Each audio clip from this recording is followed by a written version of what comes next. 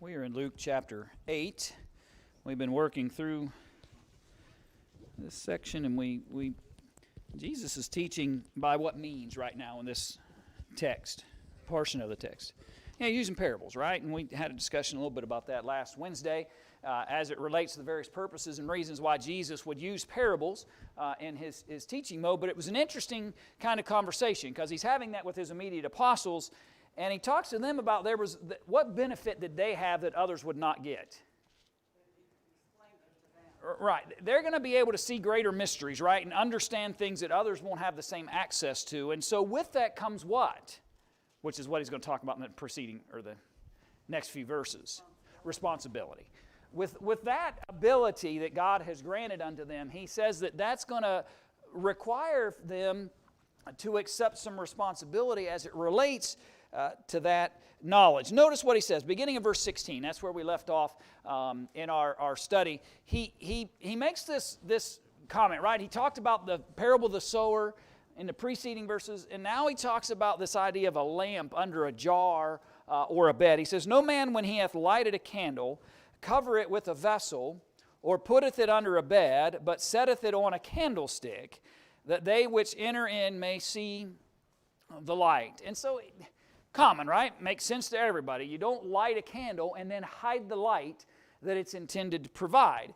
"For nothing is secret," verse 17, "that shall not be made manifest, neither anything hid that shall not be known and come abroad." And so, I think, who is the light, by the way? Jesus is the light, and in what way will he shed that light? Through what he teaches, right? Through the message and the things that he teaches, it will become light. And I think what his implication is, his intent will never to be to hide that light from anybody. Anybody who wants to value and find benefit from the light that is Jesus will have access.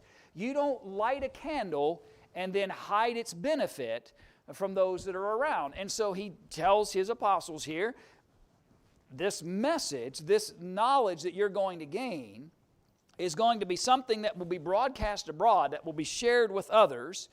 So take heed, in light of that, no pun intended, "Take heed therefore how ye hear, for whosoever hath, to him shall be given, and whosoever hath not, for him shall be taken, even that which he seemeth to have." So that phrase, or a similar phrase about hearing, has come up a couple of times, right? And he warns them to take care how you heed, or take heed therefore how you hear. Because if you don't expend any energies except certain responsibilities as it relates to the message, then it will be what? You'll be the end of that verse. It will be taken away. If you apply yourself to the message, if you listen to the instructions of Jesus, if you let that light guide and shape and mold you, then what will be given? Even more. You'll learn even more.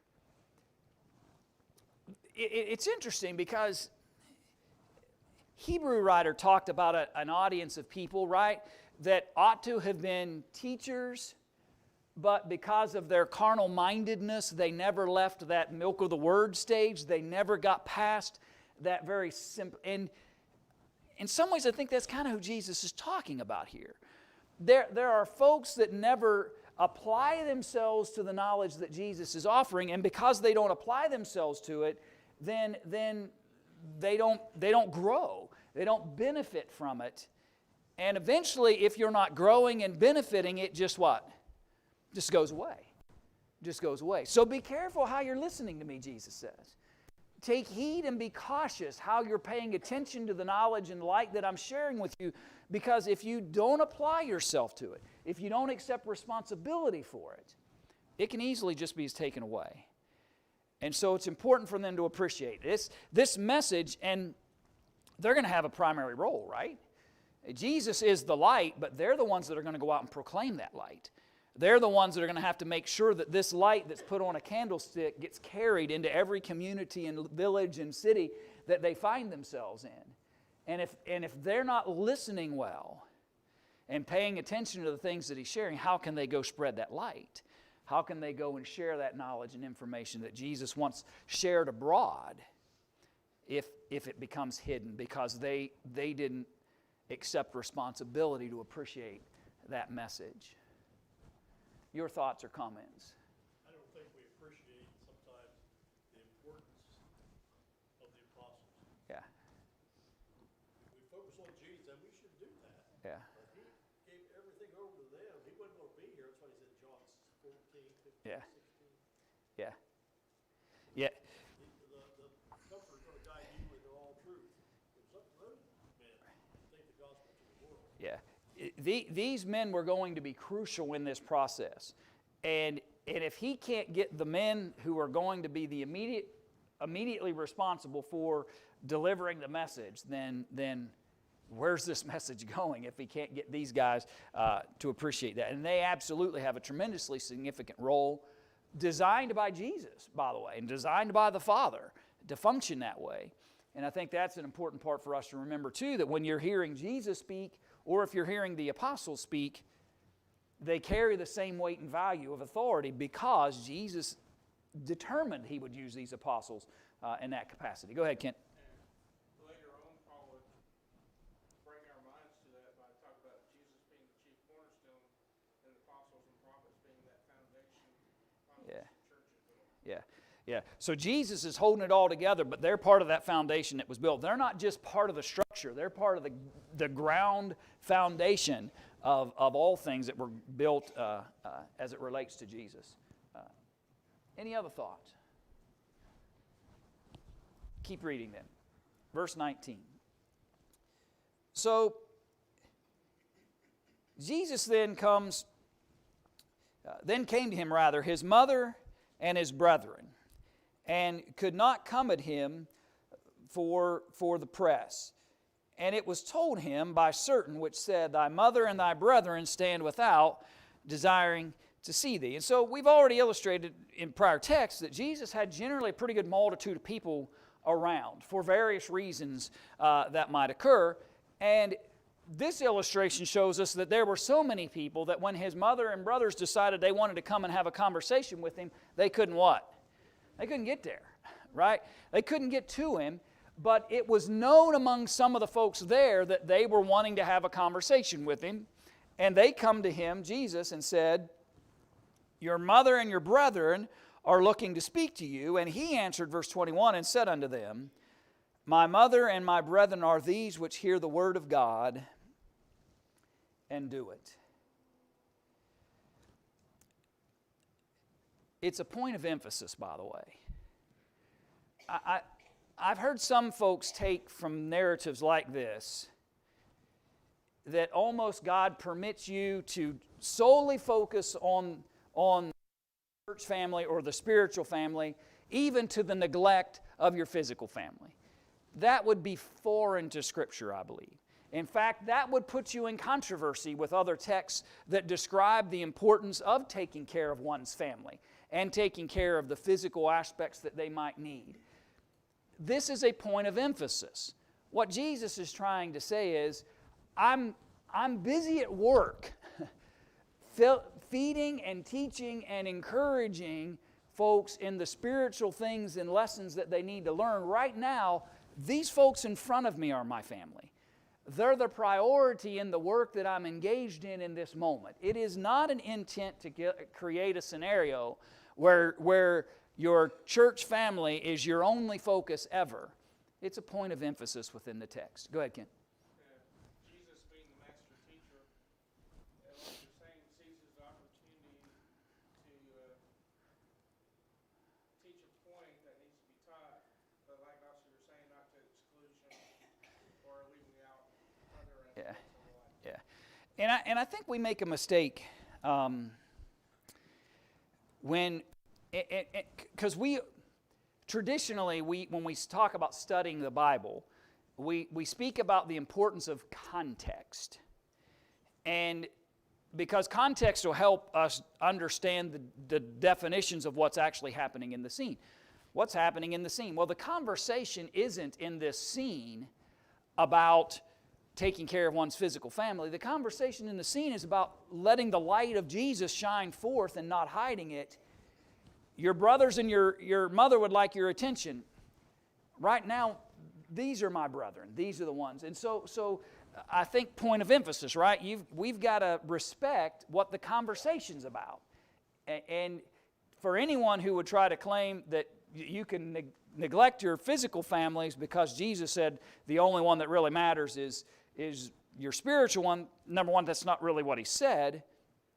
And number two, they would have to blind their eyes to one of the crucial 7 statements that he made from the cross. I mean, you think about the fact that Jesus has very, very few things that he says in those very final moments. And one of the 7 things that Jesus declares from the cross is commending John to take care of his mother. And so it'd be very easy to illustrate that Jesus was absolutely concerned about his physical family. That's just not the context here. The context here is, I've got to be busy doing this work right now. These are going to be my brethren. Everybody's going to get to be part of my family. Everybody's going to have access to become part of the family of Jesus. And I think that's his point of emphasis at that moment. Go ahead, Judy.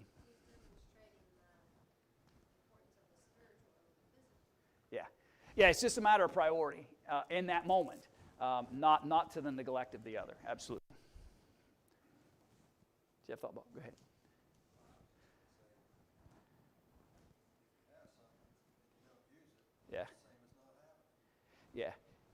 Yeah, and that's kind of the context of thought here when he talked about that idea. Yeah. Not only will you retain it, but you'll actually grow and process and benefit, absolutely. So it comes to pass, verse 22, that on a certain day that he went into a ship with his disciples, and he said unto them, Let us go over unto the other side of the lake, and they launched forth. Now, remember, the Sea of Galilee has all kinds of phrases that are used in relationship to it. But that's what we're talking about. That's the body of water we're dealing with. And you could traverse it pretty, we're not talking about crossing the Atlantic Ocean here. It's the Sea of Galilee. You could cross it fairly, modern times you cross it pretty quickly. In their day, it would not necessarily be something perfectly easy, but it could be done fairly easily. So they launch. But as they sailed, he fell asleep, verse 23. And there came down a storm of wind on the lake, and they were filled with water and were in jeopardy. Now, what kind of vessel? I'm not saying, I'm not trying to be generic here. What kind of ship? We hear the word ship, and we're thinking, the USS Ronald Reagan, right? We're thinking, the Love Boat going through right? We've got these imagery of when we think a ship. No, these were fishing vessels that they had, and they were very small in comparison to what we think of when we think of a ship. So it would not take a lot of wind, rolling waves, in order for the boat to begin to fill with water. We're not talking about the kinds of vessels that we think of when we think of a ship. So it fills pretty quickly, is the point. And if it starts to fill pretty quickly and faster than you can get rid of it, which means you're bailing it, right, trying to get rid of it, then you're in jeopardy pretty fast. And though it is not the ocean, it's still, deep waters, particularly the further out into the lake you go. And so they're in danger. So they come to him, verse 24, and woke him, saying, Master, Master, we perish. And then he arose and rebuked the wind and the raging of the water, and they ceased, and there was a calm. It's interesting imagery, and that Luke records in relationship to this account.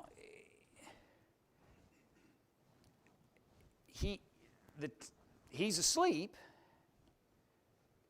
and in some ways your mind goes, wow, could he not feel the waves? He had to have felt the water, you would think, that was coming in there, but the one who can calm the storm has no reason to be afraid. And the one who can trust the one who can calm the storm has no reason to be afraid. I think the situation is important for the lesson they're going to learn from it. The calmness of Jesus is based on the ability that he has to control all these measures. And so he gets up and he rises up and he just rebukes the wind and the raging of the water.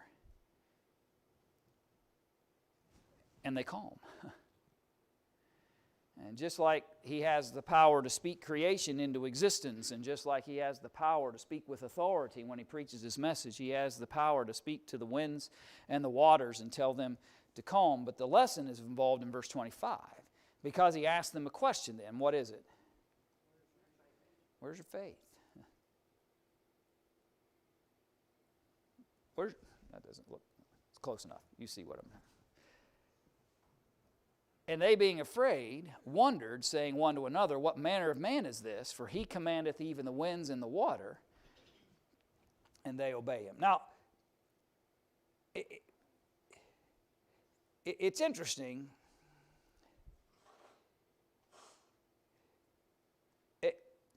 I'll ask the question, I guess, in some ways. Who's on the vessel? So we know his disciples, those immediate, we know they're there because he says he got on that vessel. Do you think there's anybody else on the boat? Right. So it's possible that you have others that are in charge of the boat that are part of this, especially if this boat is intended for this purpose in this moment. But irregardless of that, we know his disciples are there.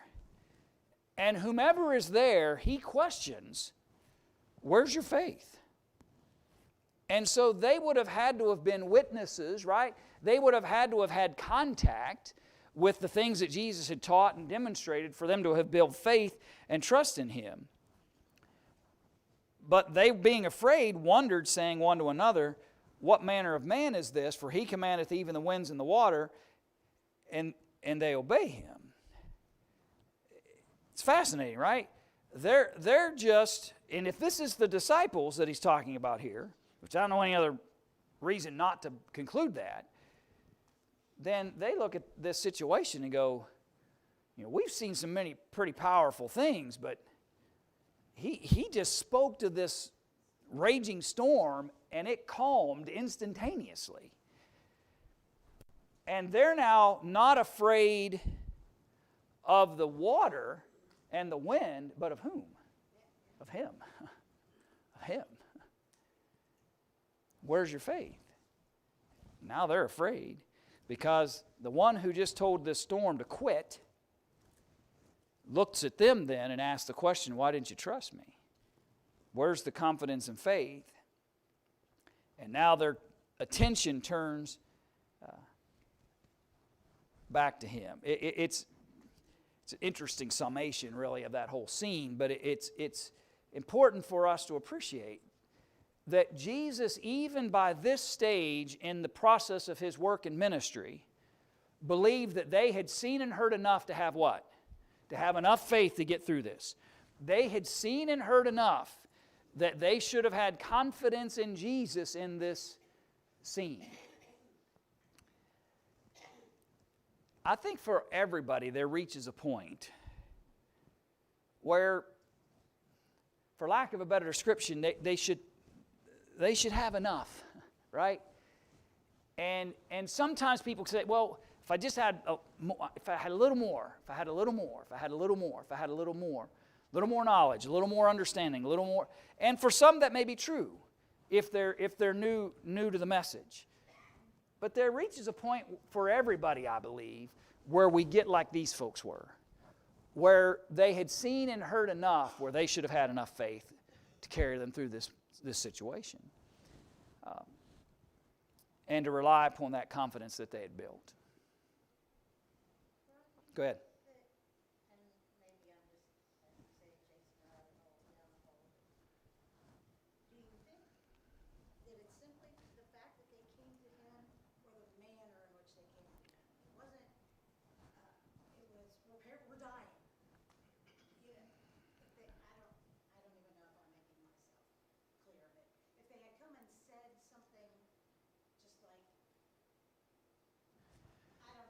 No, I understand what you're saying. So you do wonder, and I don't know if we'll be able to, but if they had come and said,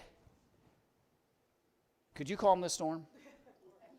Right? Or not even, how about calming this storm? Right? We know you can calm this storm. They came, Carricksdale, not that we perish, right? If you add other narratives. Aren't you concerned about us here that we could die in this storm? That's the evidence of their lack of faith and confidence in him. Absolutely, I believe if they had approached him in a different manner, they could have approached him with confident faith that could have changed the scenario. And so yes, in some senses, yes, the manner in which they came to him caused a level of frustration with him that because he wasn't witnessing the faith that he was expecting at this stage. Sure.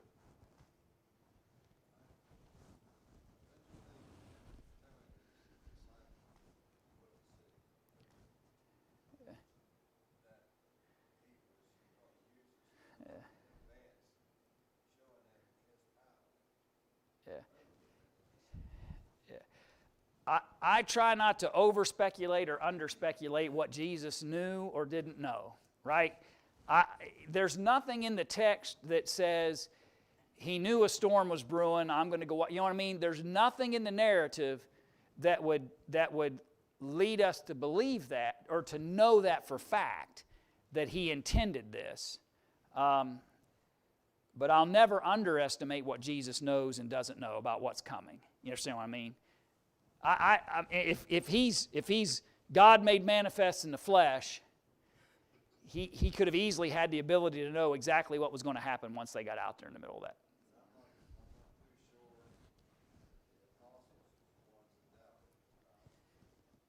Yeah. Well, and again,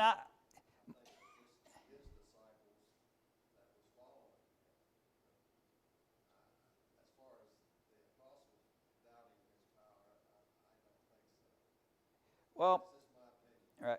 And here's why I believe it is. And from the text, I'll show you why. So if we flow it. Now it came to pass on a certain day that he went into a ship with his disciples. Sentence hadn't changed. In other words, hadn't stopped. So the same disciples are who's under conversation. Verse 22. And he said unto them, same group, the disciples, let us go over on the other side. And they, same group, launched forth. But as they, same group, sailed, he fell asleep, and there came down a storm of wind on the lake, and they, same group, were filled with water and were in jeopardy, and they came to him and woke him, saying, Master, Master, we perish. I'm not an English major, nor Greek, for that matter, but it seems to me that there's no breakage in who the they is in the text. Well, you go back to verse 22, he says his disciples, and then that context of thought doesn't change. The group being referenced doesn't change throughout that whole narrative. And the other reason why I believe that, Bob, is if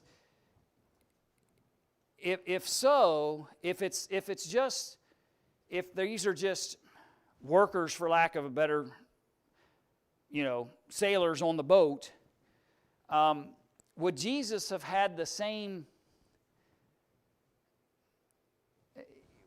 Why would they have had faith in him if they hadn't had any interaction with him yet?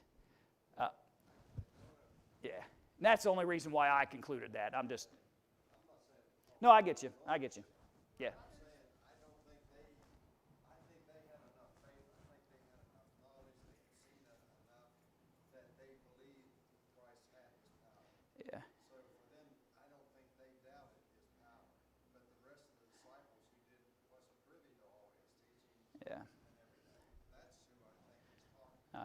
I understand.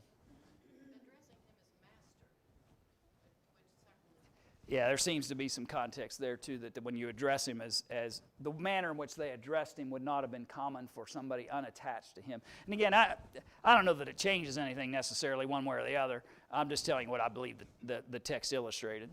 They had a very valid reason to be scared. Yeah. There was something going on. But I think maybe the way I'm looking at this is, how could they not, knowing him and seeing him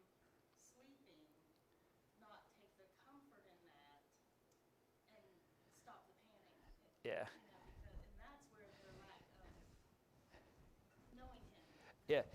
It's interesting because for anybody that flies, they say never panic until you see what? Until you see the cabin crew starting to panic. If you see the cabin crew panic, you panic, right? But if they're calm, you be calm. And the point I'm making is, the visible sign of Jesus' calm in the midst of that storm should have had an effect on those who knew him. If he's calm, I'm calm. And that is an interesting perspective, if you will, or viewpoint to think about as it relates to that scene. Yeah, these are the apostles. Four of them were fishermen. Yeah, They would have had a good bit of knowledge of being out on a boat yeah, on the Sea of Galilee, where storms do come up, still do. yeah, They come up very quickly, go across that sea and be gone. yeah, So, those four men knew a good bit, and so Yeah. would have known the dire situation. yeah, And yet still should have had the faith, having seen everything that Jesus had done. sure, sure. They had the faith in him because they went to him. And I feel they knew he could do something about it. Yeah. And I think maybe a little bit in their phrases, what manner of man is this that can calm this storm? I think that there might be either way, whoever it is that they each step of the way they're gaining a greater appreciation for who Jesus is and what he's capable of. And that's the greater value in the process. So they finally get on the other side, verse 26. And they arrived at the country of the Gadarenes, which is over against Galilee. And when he went forth to land, there met him out of the city a certain man which had devils long time, and was naked, wore no clothes, neither abode in any house, but in the tombs. And when he saw Jesus, he cried out and fell down before him, and with a loud voice said, What have I to do with thee, Jesus, thou Son of God, Most High? I beseech thee, torment me not. So who... It's an interesting contrast, right? So here are these guys that were on this vessel with Jesus. They're struggling with the belief in who he is. Jesus gets off the boat, and this guy possessed with these devils walks immediately up to him and calls him what? Son of God. He recognizes immediately who Jesus is and acknowledges who he is. And and knows that he has power over these demons and these devils. So he says, I beseech, don't torment me. For he had commanded the unclean spirit to come out of the man, for oftentimes it had caught him, and he was kept bound with chains and in fetters, and he broke the bands and was driven of the devil into the wilderness. Now, so the acknowledgement of these demons, devils, whatever you want to call them, in verse 28, comes after, even though it's written in reverse order in the text, it came after Jesus made the command, right? For he had commanded. So he had commanded for those devils to come out. So now the devils are like, okay, but what are you going to do with us when we come out of this guy? Are you going to torment us? Are you going to, what are you going to do when that happens? And notice the description, for oftentimes it had caught him. He was kept bound with chains and fetters. He would break the bands off. He was driven out into the wilderness. These devils had done a lot of harm to this guy. And justice might demand that something in return happen to them. So they're pleading, right? Are you here to torment us? We know who you are. What's going to happen? So Jesus asked him, saying, What is thy name? And he said, Legion. Again, this is the demon, if you will, the voice of. And he says, Legion, because many devils were entered into him. A legion of devils, not just a demon, but a legion of devils. And they besought him that he would not command them to go out into the deep. And there was an herd of many swine feeding on the mountain. And they besought him that he would suffer them to enter into them. and he suffered them. Okay. We need some place to go, right? That's the point. We're coming out of the guy. You've got power to do that, but you also have the power to send us somewhere. So how about sending us over into that swine? Sounds good to them initially. Jesus obliges, suffers them, and then went the devils, verse 33, out of the man, and entered into the swine, and the herd ran violently down a steep place into the lake, and were choked. So, Jesus has power not over singular, but even a legion of devils have no power over Jesus. He can control any number, irregardless of what powers they may have had up until that point. And so much so that he sends them into these swine, and the swine immediately take off over the cliff. And they that fed them saw, verse 34, what was done. They fled and went and told it in the city and in the country. So, for a period of time, they've been watching this guy. He runs around, no clothes. He has no home. He lives out in the tombs. They've tried to control him by tying him up. Doesn't work. It's just, you can imagine all the various circumstances and things that they had witnessed in relationship to him. Now they've seen the very things that were possessing him get sent into these swine, and the swine are now all gone. And so they run in and say, you got to come see this, right? They go to the city and in the country, and they that went out to see what was done came to Jesus and found the man, out of whom the devils were departed, sitting at the feet of Jesus, clothed in his right mind, and they were afraid.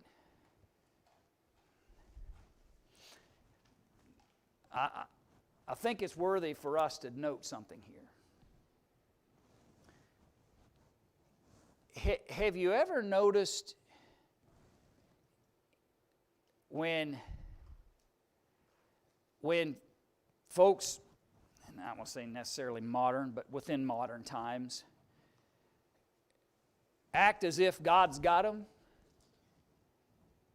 and they're out of control, and they're screaming tongues that nobody can understand, and they're doing all kinds of wild things, and they're claiming that was God? Think about that. That doesn't sound like God, does it? That sounds like this man. When this man and the devils were out of him, and God was now with him, he was calm, dressed, sober-minded, thinking right. And all I'm trying to illustrate is that sometimes we can get pulled into these imageries that are inaccurate. And you know, God is the author of order and sober-mindedness, and that's what happens to people when they come into contact with the message of God. Here this man had been wild, but when he encounters Jesus, now he's sitting, not running through the wilderness. He's dressed. He's thinking right. Completely different demeanor than what they had witnessed. And now they're afraid. Because they, for who knows how long, had never seen him this way. They also, which saw it, told them by what means he that was possessed of the devil was healed. Then the whole multitude of the country of the Gadarenes round about besought him to depart from them. For they were taken with great fear, and he went up into the ship and returned back again. So basically they asked Jesus to what? You leave. Now when you recognize other narratives in relationship to this record, what were they concerned about? Yeah, they didn't understand it, but yeah, their livelihood just went down over the cliff. Yeah, their livelihood just got destroyed. And we don't know what other powers this guy has. Could you just go on? You know, can you just move on? But it's interesting because that's exactly what It's exactly what he did. He just goes back to the ship and returned back across again. And now the man out of whom the devils were departed besought him that he might be with him. But Jesus sent him away, saying, Return to thine own house, and show how great things God hath done unto thee. And he went his way and published throughout the whole city how great things Jesus had done unto him. Why? And don't go out of the text to answer that. Why go tell everybody? Why go declare what everything that Jesus had done? Because you don't what? Well, he told him to, but I'm trying. Think about the text. Say it again. That's exactly right. Thank you, Billy. You don't hide a candle. Once it's lit, you let other people see it. Go tell them. Go tell them what I've done. In the context that we just studied tonight, you don't hide a candle that you've lit to give light. Jesus says, go back home and go tell people what powers that you've witnessed. Go be a light. You can come hang out with Jesus, but He is the light. He doesn't need His testimony. Others need this man's testimony. So you go tell others the power that you've witnessed and the great things that have been done for you. He comes to another scene, verse 40. It comes to pass that when Jesus was returned, the people gladly received Him, for they were all waiting for Him. So traverses across, deals with that man with all the devils, comes back, and the people are what? Yeah, I've been waiting. Hoping He would come back. And behold, there came a man named Jairus, and he was a ruler of the synagogue. And he fell down at Jesus' feet and besought Him that he would come into his house. What's odd about that? Right there, that's right. Most of the people in charge among the Jews weren't too thrilled with Jesus. And the Pharisees have already had occasion to create troubles and difficulties and have problems as it connects to Jesus. So he becomes an unusual person to want Jesus to come visit his house. But even though he's a ruler in the synagogue, he's seen enough of Jesus to know what kind of man he is and what he can do. And for he had one only daughter, about 12 years of age, and she lay dying, but as he went, the people thronged him. So, Jairus, can you come to my house? I've got a daughter who needs your help. They're trying to get there, and on the way, the throngs of people are pressing against him. They had already had their opportunity to witness his power. He leaves for a period of time. They've been gathering up around. You can almost imagine how they've just kind of gathered around the docks waiting for him to return. And so here he is. So there's this great press. A woman having an issue of blood 12 years, which had spent all her living upon physicians, neither could be healed of any, came behind him and touched the border of his garment. And immediately her issue of blood stopped. So, it's fascinating, right? Miracles were performed in Scripture in a variety of ways. Sometimes Jesus directly dealt with the situation. Sometimes those recipients of His miracles had faith in what Jesus could do. Sometimes they didn't. They didn't have faith on that boat, but He still told the water to quit flopping into the boat and the wind to stop, right? He said, calm down. Here's a person, all she did was touch the hem of His garment, and she's immediately healed. The power of Jesus is demonstrated in a multitude of ways, is the point I'm trying to make. And it's His to possess, and that's the reason.